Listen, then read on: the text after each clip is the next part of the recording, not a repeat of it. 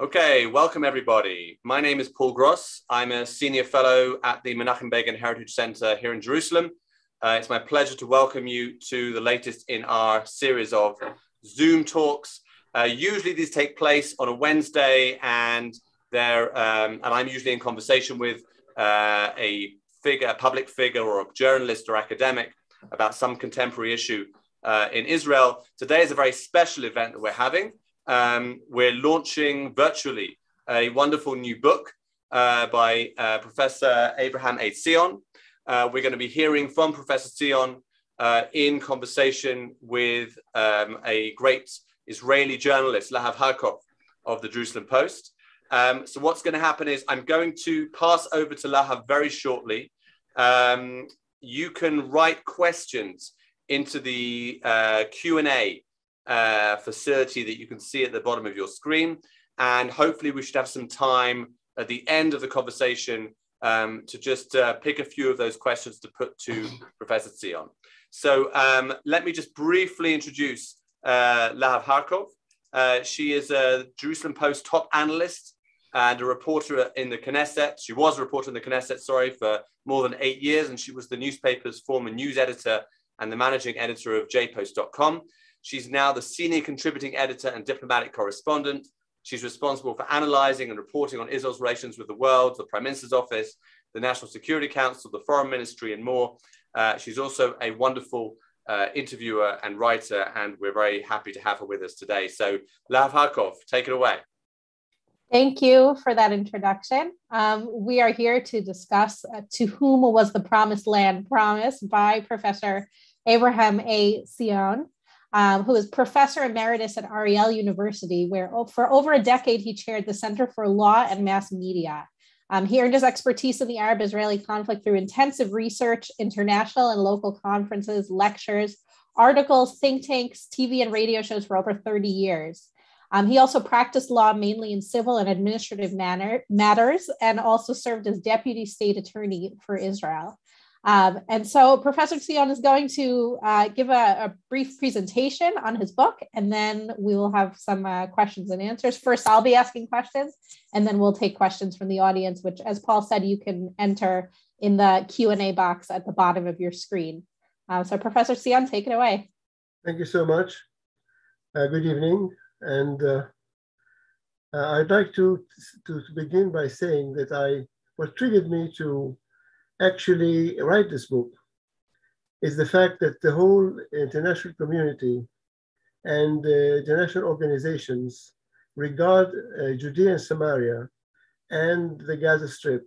Judea and Samaria is called the West Bank, and the Gaza Strip as Palestinian Arab territory or occupied Palestinian territory. I don't know how they came to this conclusion, but my research shows that there is no truth in it. Let me begin with the fundamental truths about the international law. When the international community speaks about the settlements as being illegal, of course, illegal means against, contrary to international law. Now, international law really begins with the Balfour Declaration.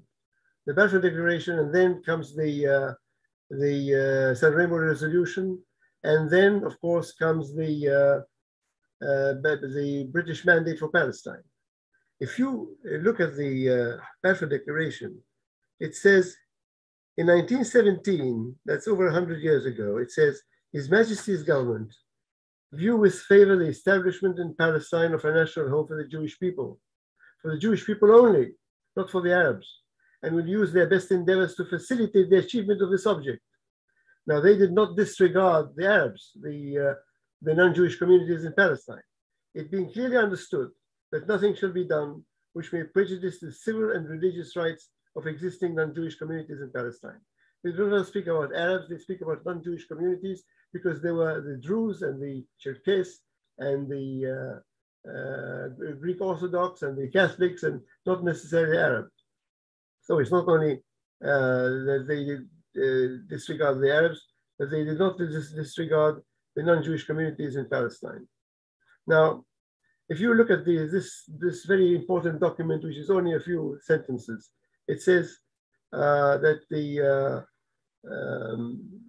it's a national home for the Jewish people alone, and we were talking about national rights to Palestine, and the Arabs have only civil and religious rights. This is what they were granted.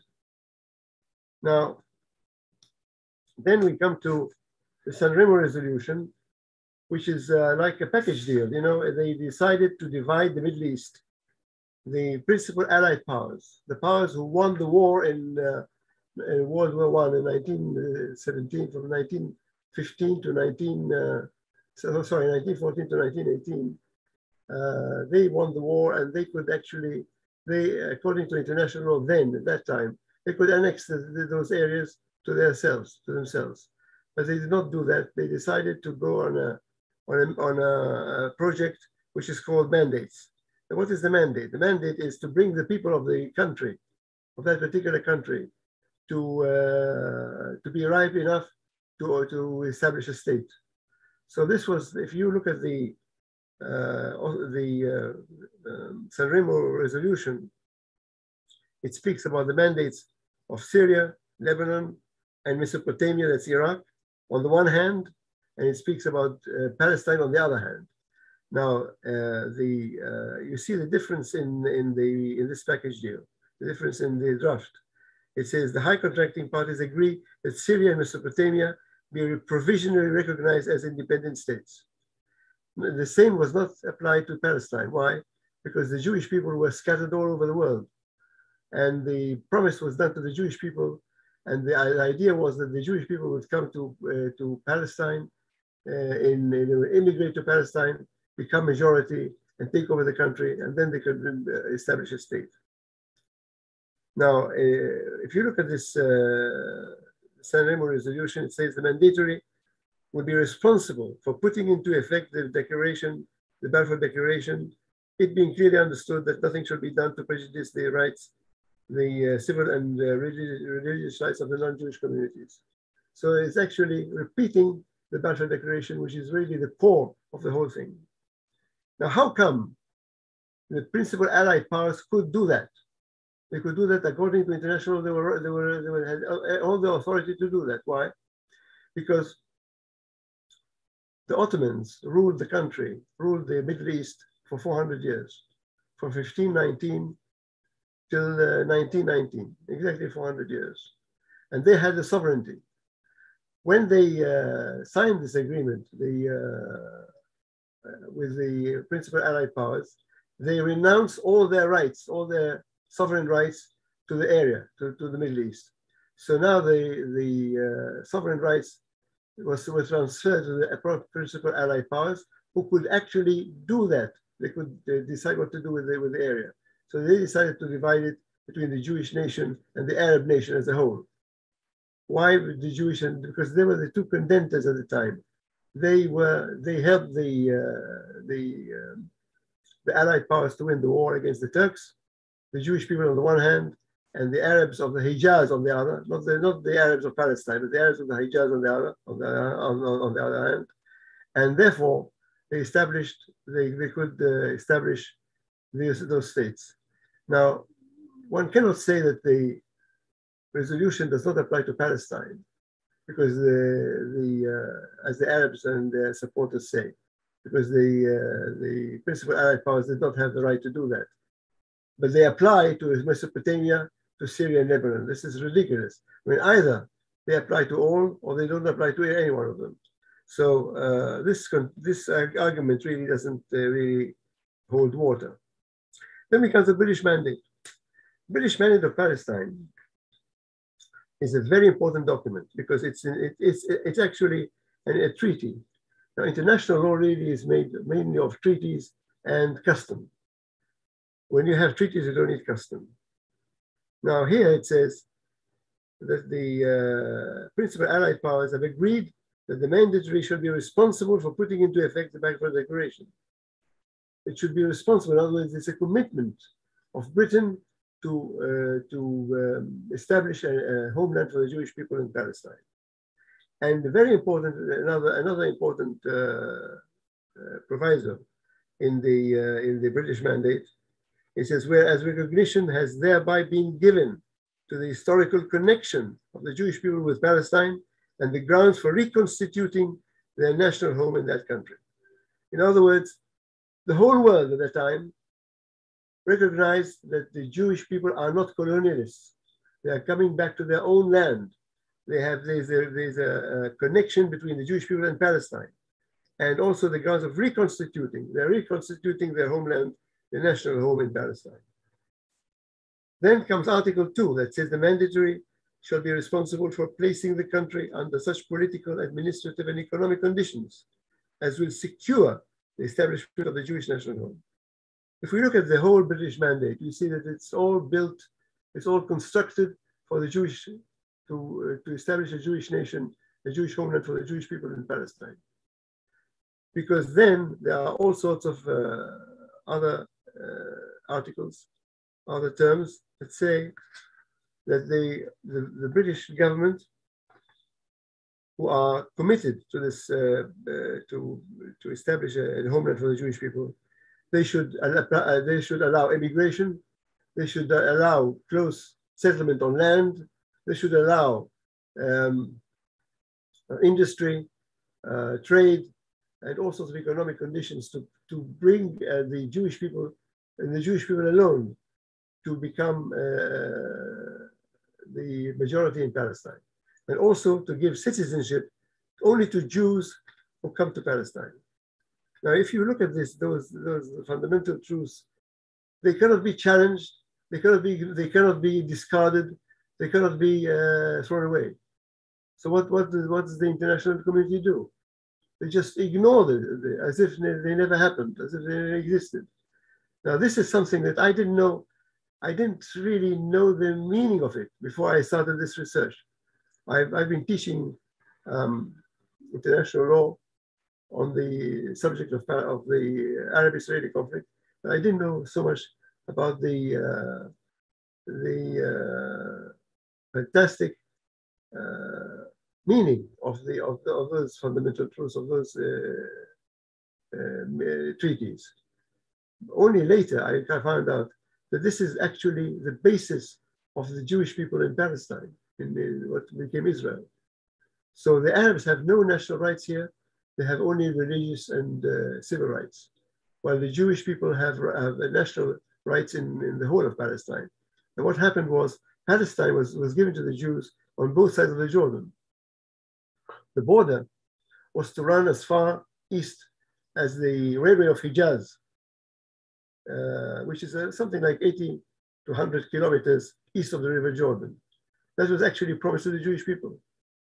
And then Winston Churchill in 1921 was sent by the British government to see what's happening in the Middle East, because there was a fear that the Arabs are going to attack the French who ousted Faisal in Damascus. So he came over and he decided to give the Arabs, to appease the Arabs in a way that he would give them part of Palestine. So he changed the whole mandate concerning eastern part of Palestine, east of the River Jordan, so that no Jew can really have his homeland in that area. But there is no doubt about it, that the western part of Palestine was promised to the Jewish people. It's actually,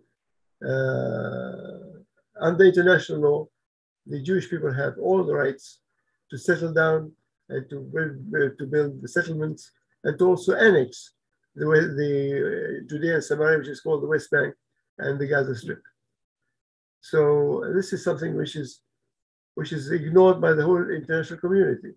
If you take the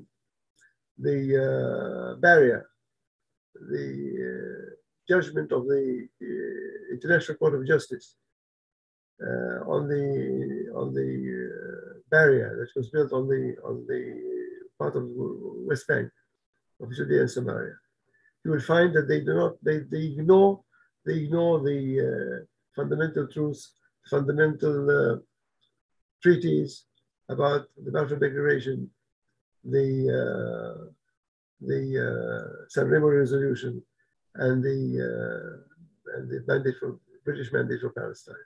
Also, I didn't mention two very important treaties. There's the Treaty of Sèvres, which repeated the Balfour Declaration therein, and also the Treaty of Lausanne, which continued on the same line. So this is all written more efficiently and much more with details in my book, To Whom Was the Promised Land Promised? Thank you. Lahav? Okay, thank you. That was very interesting. And now we're going to get into our questions. So I think that the premise of your book that's interesting is Sorry, that— I can't hear you. Just a minute. Okay.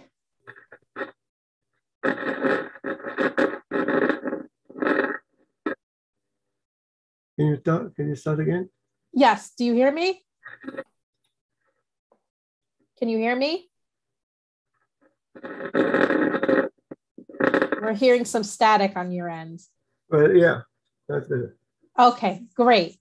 So the premise of your book is sort of that the whole world has it wrong when it comes to the legal rights to the land of Israel.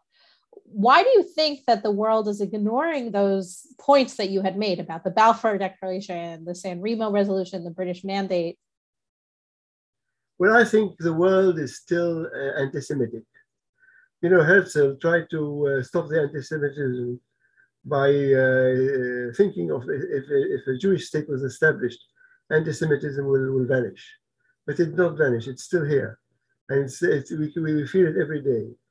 If, for example, the Arabs the Palestinians would have lived in Africa, you wouldn't have heard more than just a little article in a newspaper, in the back page of a newspaper, about what's happening to the Palestinians.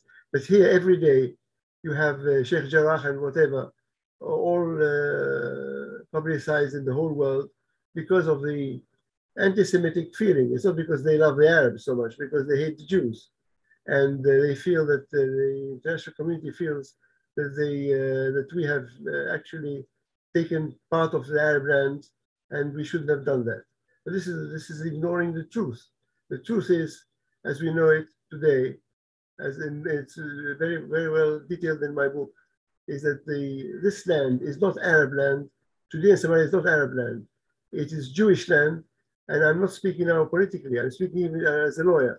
If somebody in Israel wants to give this land away, he should know that he's giving it Jewish land, not Arab land. He's not returning anything. He's just taking Jewish land and giving it for nothing. Do you think, though, that the other side, I mean, there must be something that's convincing about the other side's argument, right? So what is, I guess, what are the stronger arguments on the other side that Israel has to counter? Well, the other side says, first of all, that the Allied powers had no right to give away a territory that did not belong to them. Well, this is wrong, because we know today that they have all the authority to do that, because the Turks, who had the sovereignty, renounced the sovereignty in favor of the Allied powers. So the Allied powers have all the right to do that. But they say that they had no right to do that. Now, also they speak about self-determination. Self-determination did not exist in 1920. Maybe it exists today, but not in 1920, and we have to go back to 1920. Because in 1920, as I said, the whole Middle East was divided. It's finished. It's a story. In 1920, there was no Palestinian people. There was no Palestinian state. There was no Arab state in here. Palestine was not. It was not known as Palestine. This area was known as the Sanjak of Jerusalem. You know, at the time of the Ottoman Empire, this whole area, from Nazareth to Beersheba, was known as the Sanjak of Jerusalem, the district of Jerusalem, and it was known as southern Syria. Now the British government carved this out, took it away from Syria for the only reason to establish a Jewish state. Now the Arabs say we have self-determination.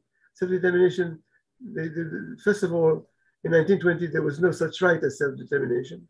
Secondly, even if there was a right, the Arabs of Palestine were not an entity, a separate entity from the Arab nation as a whole.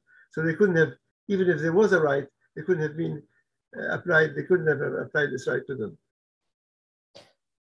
Okay, and why do you think that in Israel, the points that you make in your book about why the land belongs to the Jewish people and belongs to Israel, why do you think that those arguments are not as popular in Israel, that a lot of the leading figures in Israel ignore them? Well, I think the Jewish people are divided in their concept. Some feel wrongly that this land is Arab land. It's like a hot potato, you want to give it back. And they speak about giving this area back. Back to whom? There was never a Palestinian state. When in 1967, Israel did not occupy this territory from Palestine, it occupied it from Jordan, who held this territory against international law. In 1948, when Jordan invaded Palestine at the time, it was against the United Nations Charter. Not only not the League of Nations, but the United Nations Charter, Article 2, sub-Article 4. So they had no right to hold this area. So when in 1967 Israel occupied this territory from Jordan, who held it against the law, illegally, it's not. How did it become Palestinian territory? I don't know. It's ridiculous to me. But anyway, the Jewish people, some of the Jewish leaders in the world, and also in Israel, think wrongly that this area belongs to the Palestinians. While it doesn't. The Palestinians never had a national right in this area. So this is also one of the things that happened. Do you think it's possible to change course, to change the prevalent sort of legal opinion in the world about Israel? Well, I think that it's a bit late, but it's not too late. It's still possible. When you ask, for example, a Palestinian, how does he feel? He says, very bad. I said, why? And he says, well, it's an occupation. And then you ask him, how is your wife? He says, very bad. He said, why? Because of occupation. Then you ask him, how is the weather? He said, very bad. Why? Because of occupation. So he repeats the occupation and it becomes like an axiomatic. We, on the other hand, never said publicly, openly, and steadily that this land belongs to us. There was no counter attack on this concept. So that you have this feeling. What do you expect somebody in Sweden or in Norway or in Switzerland to think? If some Jews say that this land does not belong to the Jewish people, the Jewish people are really divided into three parts, I think, three sections. Some say one section does not answer, just keeps quiet. Another section says, well, maybe this land belongs to the Jews, maybe it doesn't belong to the Jews. We don't know. The third part says, no, this land belongs to the Arabs very surely, and Israel should be sanctioned for not returning this land. So what do you expect the world to think? And this is our problem. I think we still can put the clock back.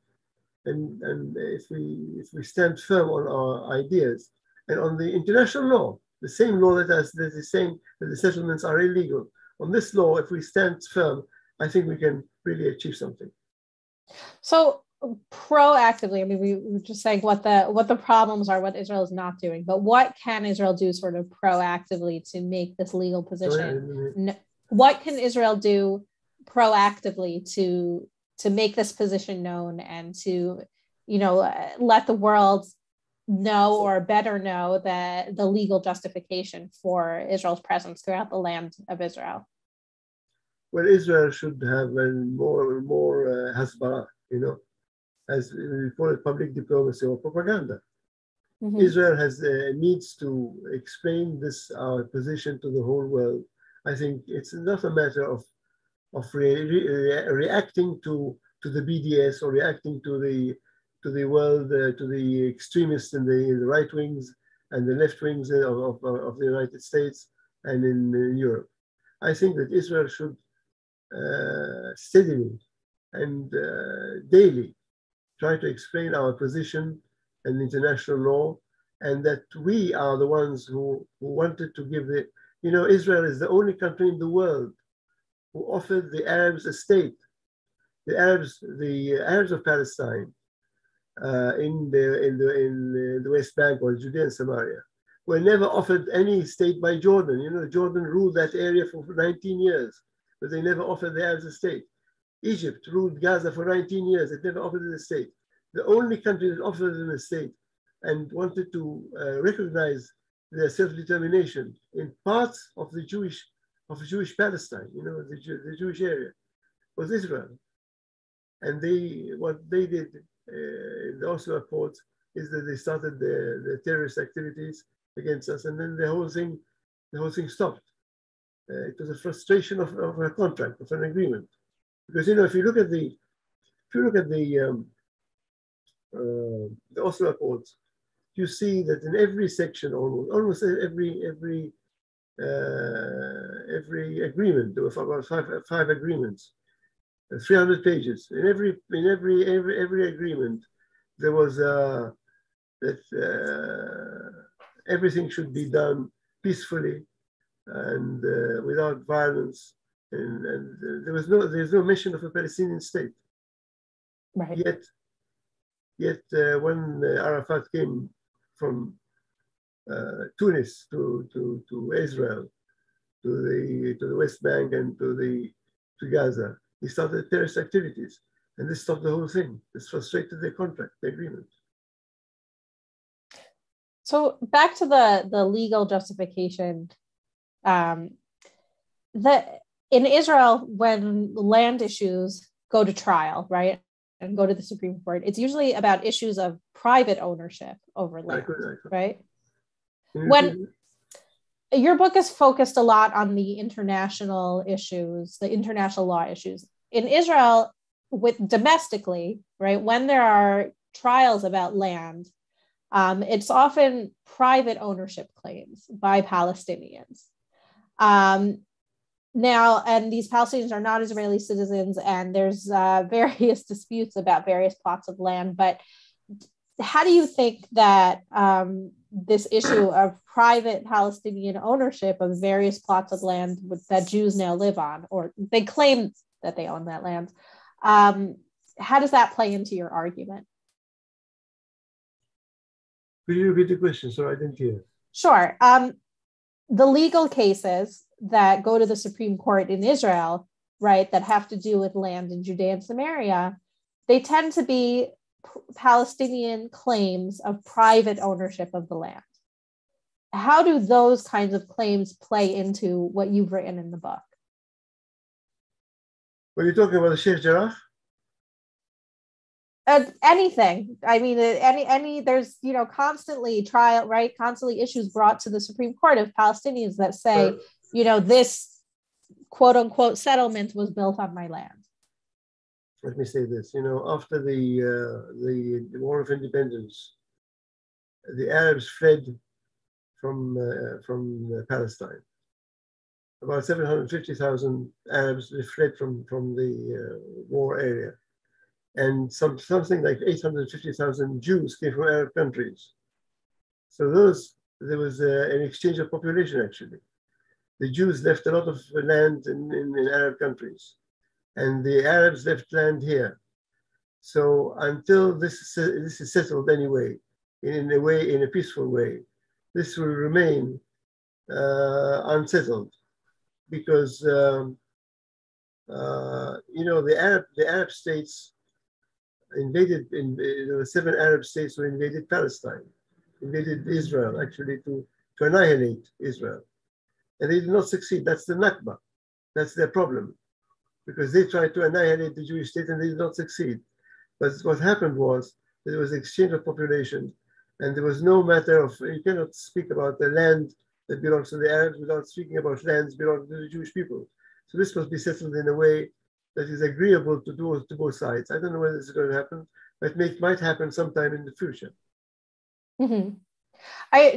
The Palestinians, though, the current Palestinian leadership, I mean, how can they settle issues of land in, you know, Iraq, for example, right? These Jews who fled they weren't fleeing from the land that the Palestinians live on now. So how would that play out? Sorry, the connection is not that good. I'm sorry.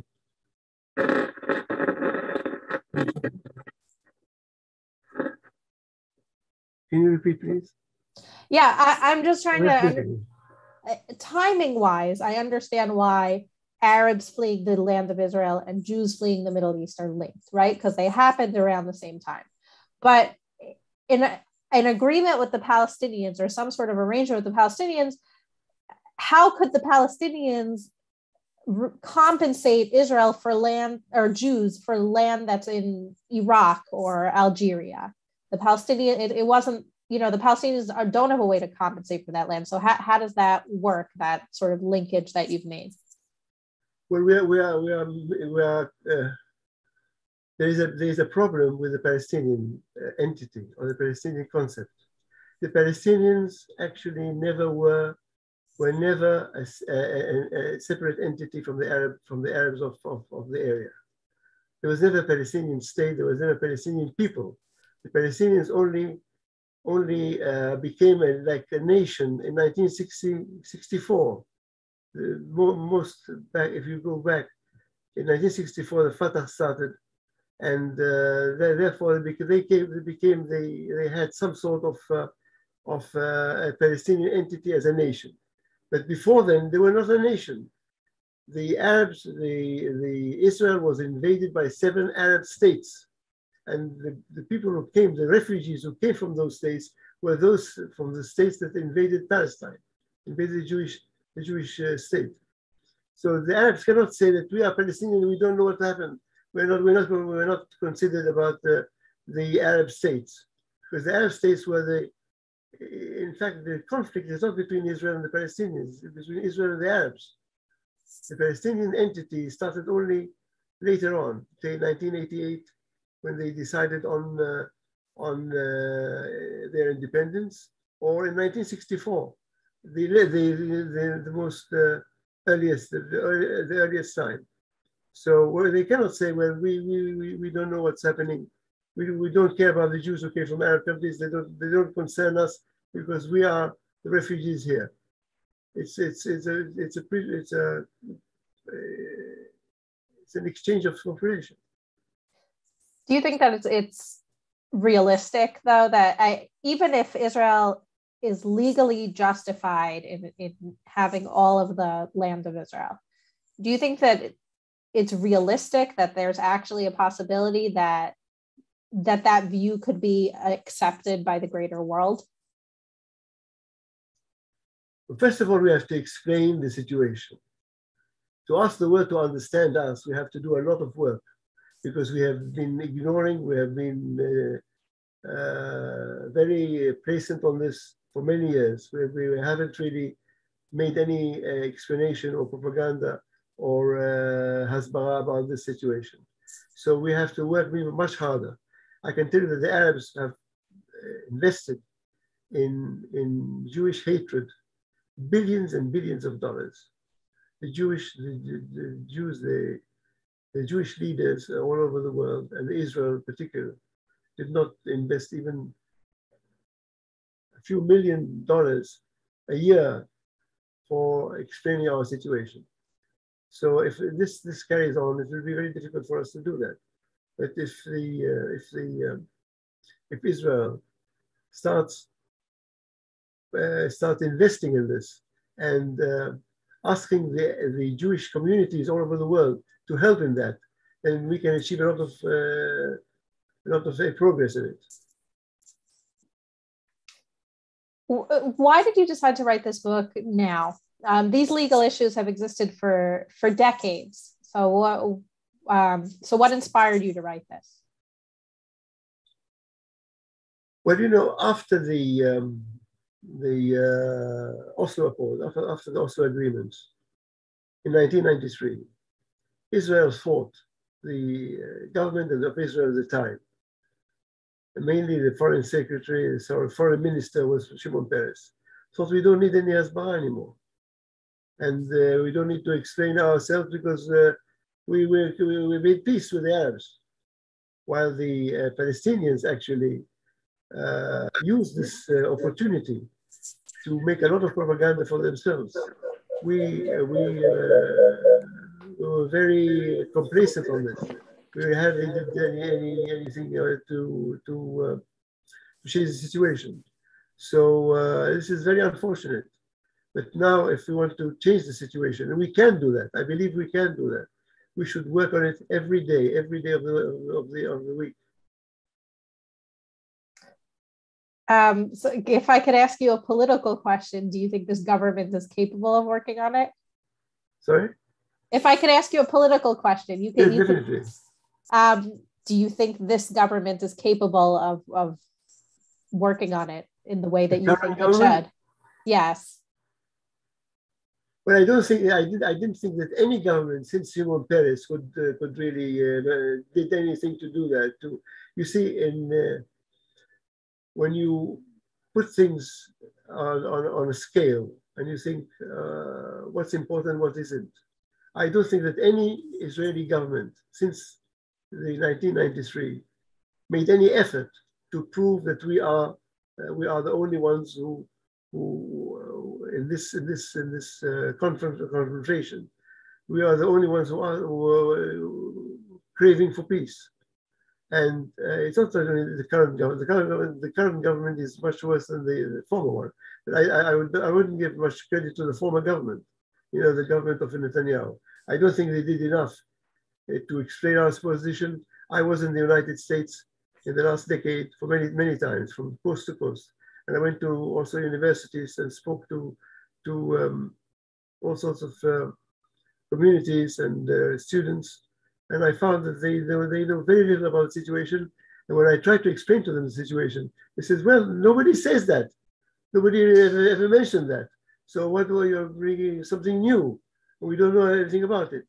So if Israel does not prove that every day of the week, every day of the month, then we won't, if we only react to what the Arabs do, then we won't really achieve much. What do you think of the argument that people like Foreign Minister Yair Lapid would make, which is that we are historically justified in being here? It is the land of Israel that belongs to the Jewish people overall, but for the sake of peace, we should be willing to give parts of it up.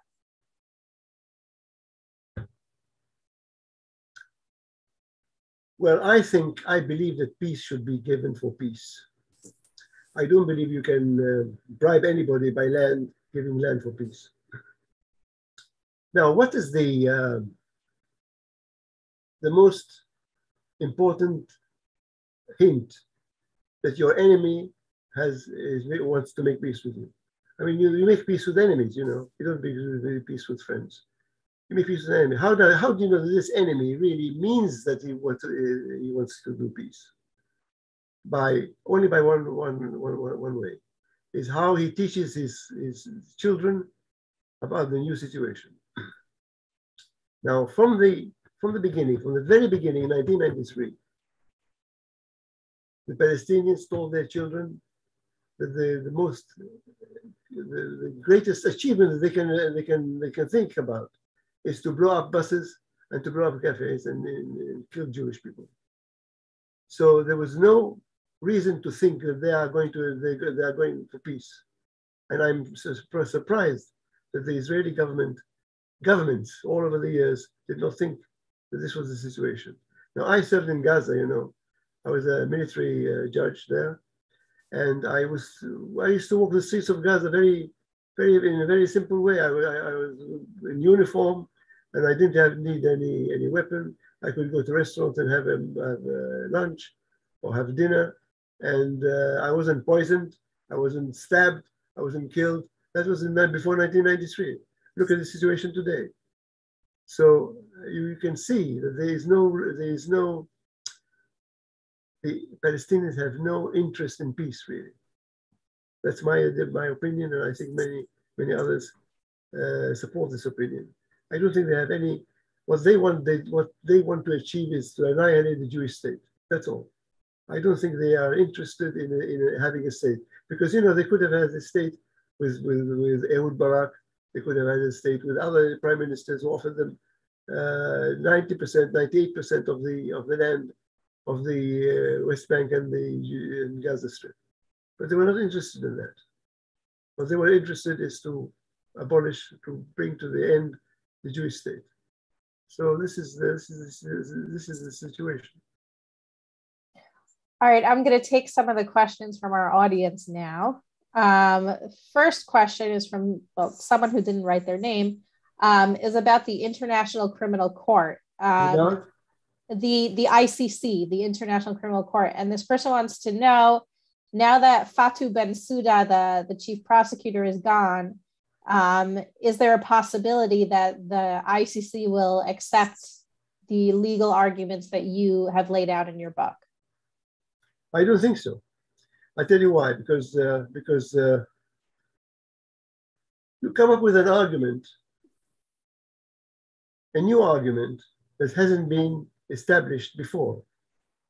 And if you say to the ICC that this land is Palestinian, is Jewish land and not Palestinian, it was not promised, they're going to bypass it, I think, as the ICJ did. Mm-hmm. So I don't think this is going to. But I tell you what, I mean, the ICC now is not going to be the only trial against Israel. Israel is going to stand many trials in the future. So if we start this now, maybe the ICC 10 years from now will start considering this new situation.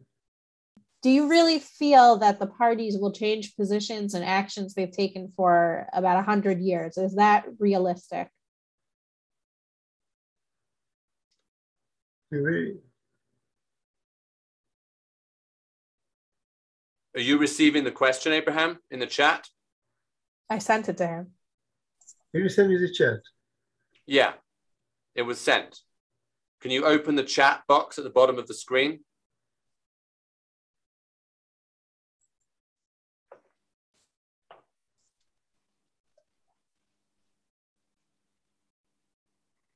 Okay, if this isn't working, I think we'll call it quits. We'll call it a day. I can see the question now. Okay.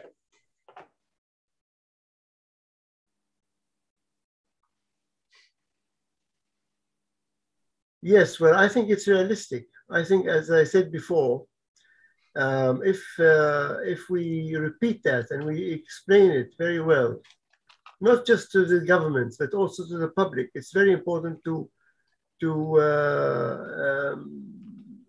actually organize our position in the whole world, especially in the Western world, in the United States, particularly in the United States, also in Europe and Australia, such English-speaking countries.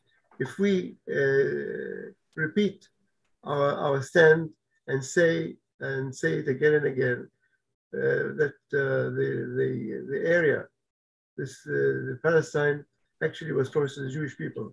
I think this will hold water, but we have to do it systematically, every day, not just on a reaction to situations that are confronting us.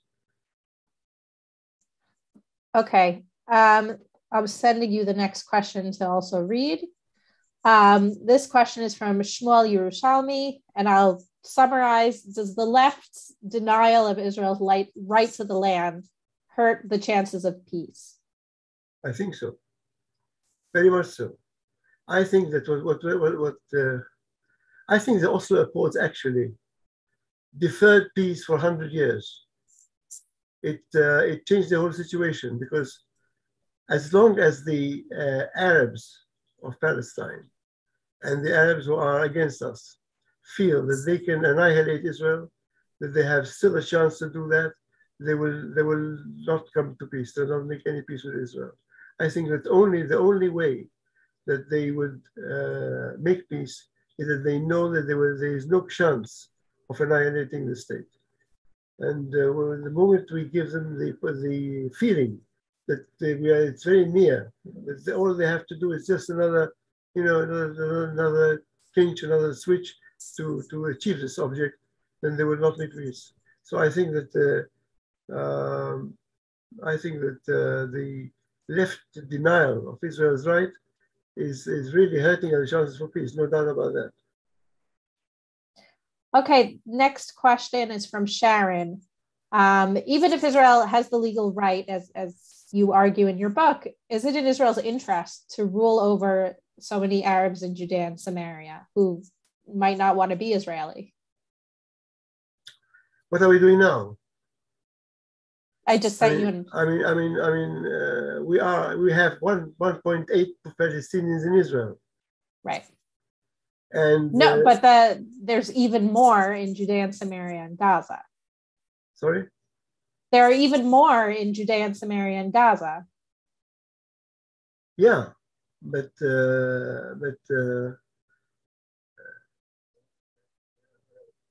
if the situation today continues, the Arabs have autonomy, full autonomy in Judea and Samaria and Gaza, and we're not ruling them actually. We're only trying to stop the terrorist activities, but we're not really ruling them. We're not judging them. We're not reacting to civil rights, to their medical situation, to their education. We're not involved in all this. So they are conducting their own destiny alone. If there wasn't the terrorist activities, they would have been like a state, actually. They would have had full autonomy, and then we don't have to rule them. I don't think there's any need to rule them. Okay, we have a question here from Uri. What do you think the prospects are for peace with the greater Arab world since the Abraham Accords, now that we have peace with the UAE and Bahrain and Morocco? Well, I think that the peace agreements with the Arab Emirates is very important as a beginning of peace for peace, not peace for land, not artificial peace, but real peace with real interests, mutual interests. Morocco, there's the Sudan, and the Saudi Arabia, which is very important, and there are other countries as well who have the same interests as we have against Iran, for example. And I think that this is going to the peace agreements with the Emirates is a beginning, is a new beginning actually, and I believe I am very optimistic about it because for the first time there is no peace for land, there is only peace for peace. It's very important. All right, I think that those are all the questions. Paul, do you have anything you'd like to add? I want to thank. Maybe you'd like to ask your questions that I didn't hear before. Oh, it was audience just write them down and I can read them, which is very important. It's very. You answered them. I asked them again. Yeah. There were some questions I didn't answer actually because I didn't. No, you did. You did. I repeated them. Okay. Sorry about the sound. That's fine. Okay, I thank you, Lahav, for putting the questions to our speaker and for being with us this evening. Thank you, Professor Sion, for your presentation and for answering the questions so fully. I know there were some technical problems. I'm sorry about that, but we found a solution that worked. Thankfully, Zoom seems to be set up even for these kinds of eventualities where we can copy and paste questions to be read. So it worked out in the end. I'm writing again into the chat the link to purchase Professor Sion's book from Amazon. You can go to that link and do that. I also want to write in my email address for those of you who are not on my mailing list and would like to hear more about the English events that we have here, both in person and on Zoom. It just remains for me to thank again Lahav Harkov from the Jerusalem Post, and especially Professor Abraham Sion, who really, I think, put his heart and soul into writing this book, full of data and information and primary source material, and all the documentation that you would need to back up the arguments in this sort of war of ideas that we find ourselves in so often. So thank you, Professor Sion, for that and for joining us this evening. Thank you, Lahav Harkov. Thank you, everyone, for joining us. Thank you so much. And have a good week, everyone. Bye-bye.